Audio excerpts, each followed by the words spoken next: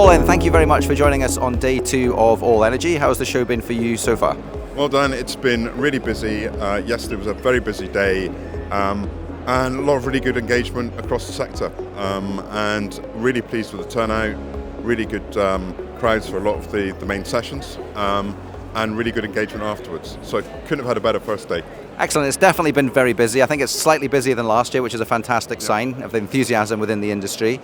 Just a quick overview of your business for our audience, for those unfamiliar. Yeah, Shepherd and Wedderburn is a UK law firm, but headquartered in Scotland.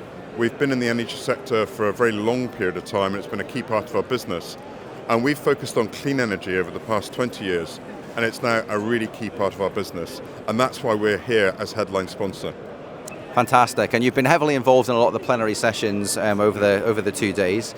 Can you give us a quick overview of what those points are that have been coming up in the sessions, the challenges, the bottlenecks within the industry, and how the industry is overcoming those challenges? Well, I chaired a session on offshore wind yesterday. The offshore wind sector has had quite a turbulent year globally. A lot of challenges in delivery of projects, and that has left quite a few delays and cancelled projects. So our initial stage was looking at some of what's gone on, and it's really a perfect storm in terms of the economics.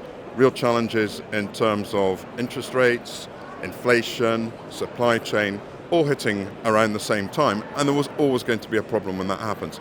But we're on a cycle, interest rates are reducing, things are looking more positive on many economic fronts, and it will turn around quickly. So what we then focused on was what we needed now to make sure that the next rounds of offshore wind in the UK were successful.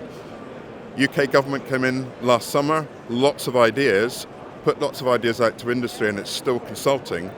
And it's now time where we need certainty to ensure that the bid process for the next auction rounds are a success. So we need the talking to end, the decision making to start, and having a clear, stable framework for us to be able to invest in. And what is your feeling on that? Is that coming? Because a lot of the supply chain that we've been speaking to over the last 8 to 12 months is keep hearing this jam tomorrow kind of rhetoric. Are you beginning to see jam today? Well, the real issue is last year's auction round 6, there was only 3 gigawatts of new offshore wind. And that is not the scale of ambition that the industry wants, and it's not what government wants either.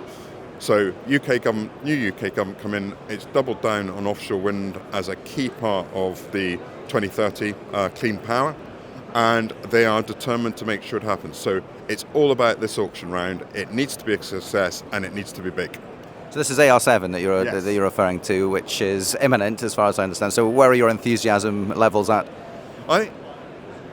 They're high in the sense of, I think, industry needs a successful round. We need to get projects into that whole thing of having the confidence that they have the market secured.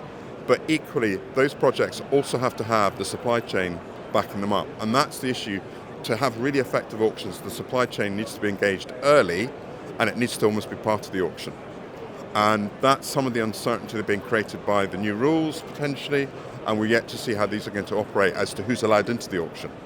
The longer lead in, the less certainty, and then we get into issues about can they be delivered. But I am very confident that this year's auction round is going to be bigger and better than last year, and it will be the building block for a lot of further deployment. Perfect. Well, I'm loving your enthusiasm levels. You've obviously had some conversations with the people that matter within that government, and you've got some visibility on that. So thank you so much for sparing some time to speak with us. And we look forward to what these AR7 rounds bring. Great. Well, thank you very much.